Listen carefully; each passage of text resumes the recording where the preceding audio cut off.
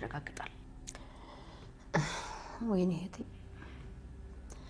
እህቴማ እንዲሆነ ነገር ሆናለች። በጤናው አይደለም። እማዬ አትፍሪ፣ አክስቴ ምንም ነገር አልሆነች። በቃ የሆነ ቦታ ተደብቃ ነው የሚሆነው። እኔ ደግሞ ከዛ ከተደበቀችበት ቦታ አውጣታለሁ። የገደለው ባልሽ፣ የሞተው ወንድምሽ፣ ሀዘንሽ ቅጣጣ ከቤትሽ አልወጣ የተባለው በእኔ ደረሰ። እማዬ ምላጩን በኤግዚቢትነት ይዘዋለሁ። በጣም ጥሩ ማስረጃ ነው። ምላጩ ላይ ያለው አሻራም ይነሳል። አንቺ ልጅ ምንድን ነው የምታወሪው? ዳጣ እኮ በእጇ ነው ይዘው የመጣችው። እሷንም እንደ አባትሽ እስር ቤት ትከቻታለሽ። ለክስ አይደለም እማዬ፣ የመድኃኒት አሻራ ይገኛል። አክስቴ አውቃ ነው እራሷን የቆረጠችው እማዬ። ስለዚህ አንቺ ምንም አትዘኝ። አክስቴ ምንም አልሆነችም። እንዳፍሽ ባደረገልን ወይ እውነት በሆነ ግን በአንድ ነገር አምናለሁ። ደረጃ አይደለም እህቴን ጨክኖ ሊገል። እኔ የሆነ ሀሳብ አለኝ። ከዚህ ጋር የሆነ አስቂኝ የሆነ ተንኮል እንስራበት። እሺ ነይ በቃ ኪችን። እኔ የምልሽ ብዬ አባዬ ግን እንዴት ነው? በጣም ደብሮታል ዳጣ፣ በጣም ከፍቶታል። በቃ አባዬ ምንም ነገር አይናገርም፣ ዝም ብሏል። ዝም አለ? አዎ ዝም ብሏል። ግን አስፈታዋለሁ። ይመስሉትበትና ክስ ተሟግቼም ቢሆን አስፈታዋለሁ። ቆይ እሺ እስከ መቼ ነው አስረው የሚያቆዩት? አላውቅም ዳጣ። 48 ሰዓት ስለሞላው ግዴታ ይከሱታል። አክስቴ እንደሞተች ወይም ደግሞ እንደጠፋች ማስረጃ ማቅረብ አለባቸው። እሺ አንቺስ ምን ላይ ደረሽ? ስልኩን ተቀብያለሁ። ሪፖርት የተደረገበትን ስልክ ተቀብያለሁ። ከምርሽ ነው? አዎ የምሬ ነው። በቃ አሁን አብረን ሄድና በማን እንደተመዘገበ እናጣራ። ይኸውልሽ ኤቢ የሆነ አፕሊኬሽን አለ። ይኸውልሽ ስትደውይ ማለት ነው ያ ስልክ በማን ስልክ ሴቭ እንደተደረገ የሰዎቹን ባለቤት ስም ያወጣልሻል። ሞክሬዋለሁ ዳጣ፣ ግን ደግሞ በቃ ምን። ሰላም ሰላም፣ እንዴት ናችሁ? እያላችሁበት ሰላማችሁ ብዝት ይበል። ዳጣና ኤቢ ይችላሉ። የአባታቸው ጠበቃ የእውነት በጣም ነው የተመቸኝ። በጣም በቃ ኩራት ናቸው ለአባታቸው። እንግዲህ ማንም ባልገመተው ማንም ባላሰበው መልኩ ዳጣዬ ከሜዲ ክላስ ገብታ ፍተሻዋን አካሂዳለች። በፈተሸችን ሰዓት የደሙ ሚስጥር የሆነውን ምላጭ አግኝታለች። ሜዲ እንግዲህ የተንኮል ባላባት ናት። እሷ ደግሞ ራሷን በራሷ ነው ያደማችው እንጂ በጭራሽ ማንም ሰው እሷ ላይ ጉዳት አላደረሰም። እንዲሁም በመጨረሻም መርማሪውን ኤቢ ስልክ ቁጥር እንዲሰጣት ጠይቀዋለች። መርማሪው ግን የሰው ደህንነት ለመጠበቅ ሲባል አይሰጥም ብሏት ነበረ። እሷ እንግዲህ መናገር ያለባትን ነገር ተናግራና አሳምና ስልክ ቁጥሩን ተቀብላለች። ስልክ ቁጥሩንም ይዛ ከእህቷ ጋር ከዳጣ ጋር ሄዳ እንግዲህ የማን ስልክ እንደሆነ አውቀዋል። የራሷ የሜዲ ስልክ ነው። እነሱ የማያውቁት ስልክ ቁጥር ነው፣ ነገር ግን በራሷ ስም የተመዘገበ ነው። ስለዚህ ሜዲ ደህና ነሽ? ተንኮልሽ ስላልተሳካ በጣም እናዝናለን። ኤቢ በቃ ትችላለች። አባቷም አንቺ ተከራክረሽ እንድታስፈች ነው የምፈልገው ብሏት ነበረ። ማርቲ ደግሞ እባክሽን ተይ ጠበቃ ይቀጠራል ያለቻት ነው። ኤቢ ግን አንዴ በቃ ከወሰነች ወሰነች ነው። በጣም የሚደነቅና የሚገርም ነው መረጃ በቃ ስታሰባስብ ያላት ጥንካሬዋ፣ እንዴት መስራት እንዳለባት ታውቃለች። በቃ የህግ ባለሙያ ብለን ወስነንሻል ኤቢ፣ በዚሁ በርቺ፣ ቀጣይ አክስትሽን እንደምትከሻትና እንደምታሳሰሪያት ነው እየተናገርሽ ያለሽው። ምክንያቱም አባትሽ ላይ ያደረገችው ነገር ቀላል ነገር አይደለም። እንደዛ ማድረግ አልነበረባትም። ደሬ አትናገሪ ሲላት የሱ ችግሩን ለመደበቅ ብቻ አይደለም፣ እህቷ ማርቲ እንዳትጎዳ ከመፈለግ አንጻር ነው እንጂ እውነት ተደብቆ እንደማይቀር ያውቃል።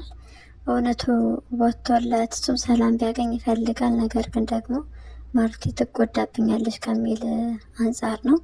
ሁለተኛ ልጅ ከሰላም የወለደው ፈልጎ አይደለም። ሰላም የነች የተበቀለችው። እሱ ምንም ጥፋትና ምንም ስህተት የለበትም። ነገር ግን ዳጣ እንደመጣች ደስ ብሎታል። ዳጣ መታ ሰላም ያው አላወቀችም።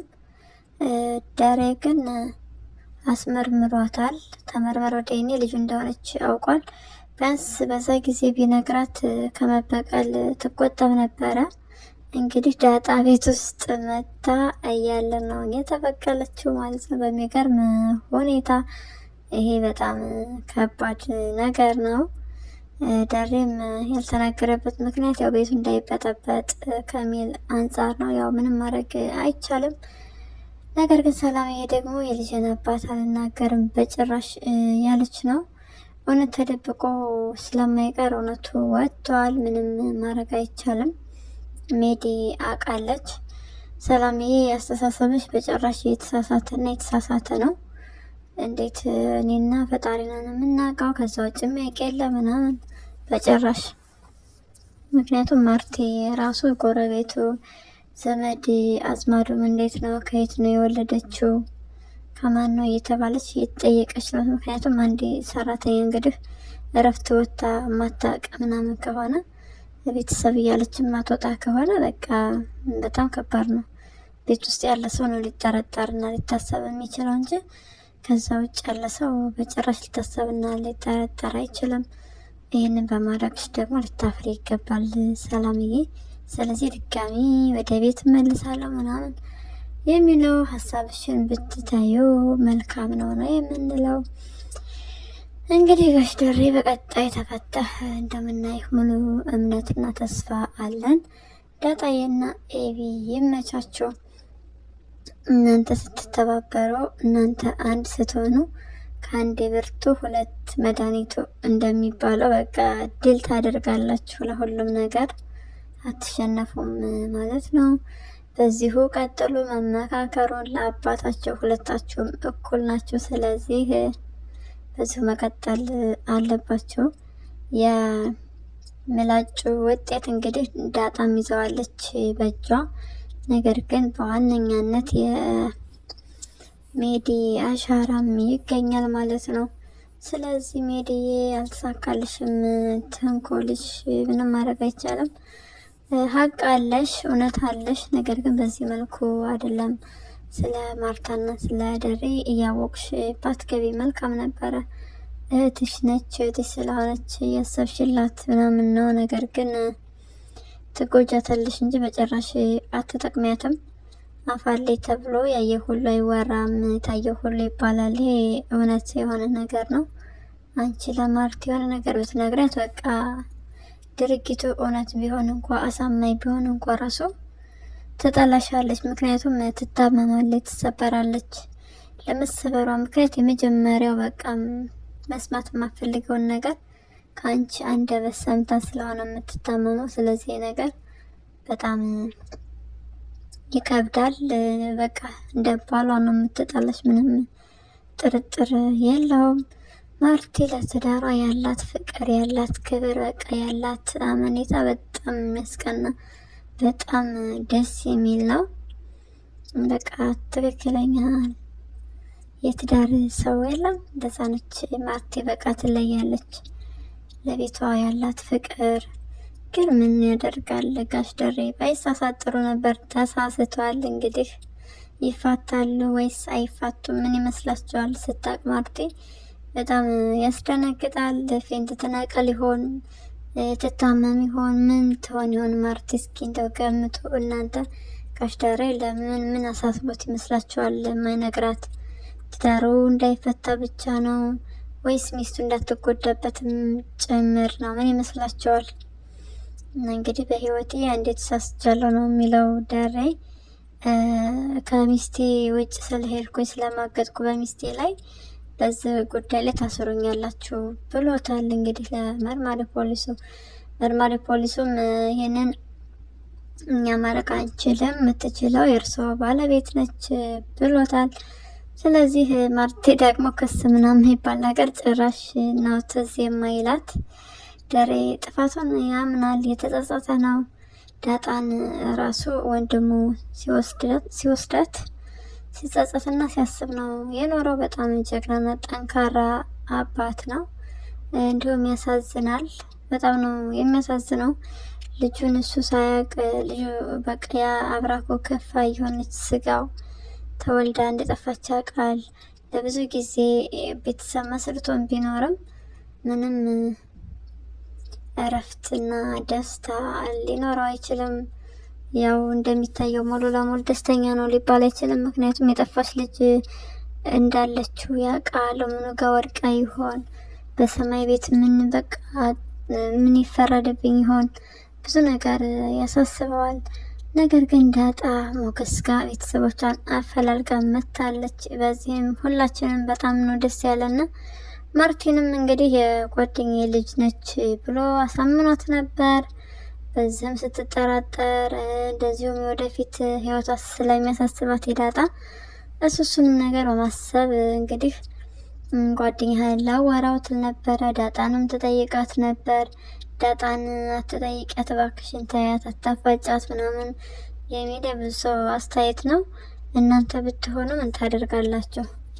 ባላችሁ ከሌላ እንግዲህ ከየት የሚሆን ሰው ይዞ ቢመጣ ልጅ ምንድን ነው ይመስላችሁ? ከሌላ ወልዶ ነው የምትሉት እንጂ በጭራሽ ሙሉ ለሙሉ ልታምኑት አትችሉም። ማርቲ ግን በጣም ነው የምታምነው። ኤቪም ብዙ ነገር አደረገች። እንደዚሁም ዲኤንኤ የተባለ ዲኤንኤው ተቀይሮባታል። ያው ዲኤንኤው ስለተቀያየረ እንግዲህ ናታን የመቸው ቀይሯል በጊዜው።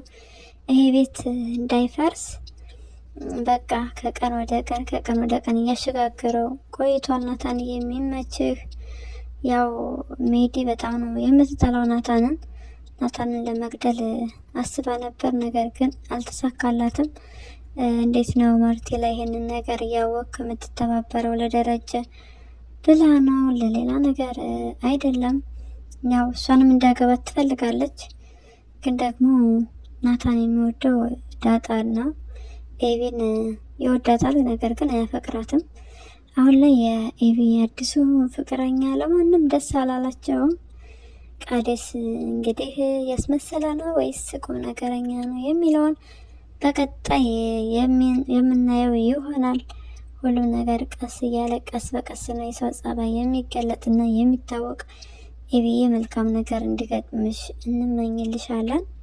በዚህ ሰዓት የአባትሽ መታሰር ነው የሚያሳስብሽ እናውቃለን። ነገር ግን ደግሞ ስትመረቂ ቀለበት ማሰር ትፈልጊያለሽ። ይሄም ህልምሽ እውን እንዲሆን ምኞታችን ነው።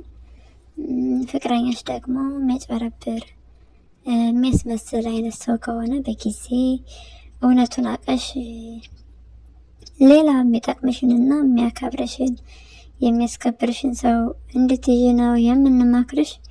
እና ዳጣ የምታውቅ ይመስለኛል በእርግጠኛነት የኤቪን ፍቅረኛ የሆነ ቦታ ላይ አይቻለሁ እያለችው ነው። እሱ እንግዲህ ራሱን በጣም ትሁት ነው የሚያደርገው።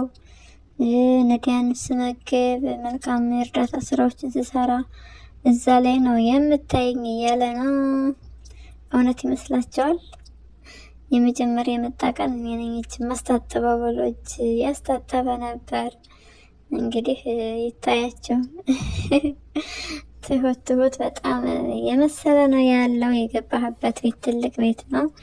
ስለዚህ ሳትዋረድ በጊዜ ወይ ስለ ጸባይህ እውነቱን ተናግረህ ለኤቪ አዲስ ሰው እንደሆንክ እንደተቀየርክ ተናገር። ካለበለዚያ ደግሞ መራቅ ነው የሚያዋጣህ። ከዚህ ቤተሰብ እንድትርቅ ነው የምናሳስበህ ማለት ነው። ገዛኸኝና ለዛ ይገባሉ አይገቡም? ለዛና ገዛኸኝ እንግዲህ ተፋቅረዋል፣ አፍቅረዋለች። ሚስኪን አይደለች። ለዛ ያው ሴቶች ሚስኪኖች ነው ሁላችንም። እንግዲህ ከዚህ እዛ ጋር የሰው ህይወት አበላሽቶ የመጣ ሰው ነው። እዚህ ጋር የመጣው ለመደበቅም ጭምር ነው። ነገር ግን ተደብቆ አልቀረም። የሚስትህ ወይም የልጆችህ እናት ወንድም ነኝ የሚል ሰው የመጣ እንደዚህ ሽባ እያደረገ ያስቀመጠው ነው። ሰውየው መንፈስ ነው ወይስ መንፈስ አይደለም? ራስ ምታት ነው የሆነበት ያለው። ለተመልካችም ግራ ያጋባል። ሰውየው እንግዲህ ይያዝልንና የገዚም እውነተኛ ማንነት እንዲጣራልን እንፈልጋለን። ሁላችሁም ኮሜንት ላይ ስለዚህ ሰው ኮሜንት እንድታደርጉ የተሰማችሁን ሀሳብና አስተያየት እንድትሰጡ ስንል በትህትና እንጠይቃለን። ከግቢ ውስጥ ሰው አለ፣ አይታይም፣ አይያዝ፣ አይጨበጥም እያለ ለማርቲ ሲነግራት ማርቲ ደግሞ ነቃ በል ገዜ እየቃዠህ ነው፣ አሁን ይደክመኛል ብላ ጣጥላው ነው የገባችው። ልታምነው ልትሰማው አልቻለችም። ምክንያቱም ገዜ በጣም በሚያሳዝን ሁኔታ እዛዝ ነው እንግዲህ እያለ ያለው ለመታመን ነው፣ በጣም ያዳግታል። ገዳዩን አውቄዋለሁ ይላል።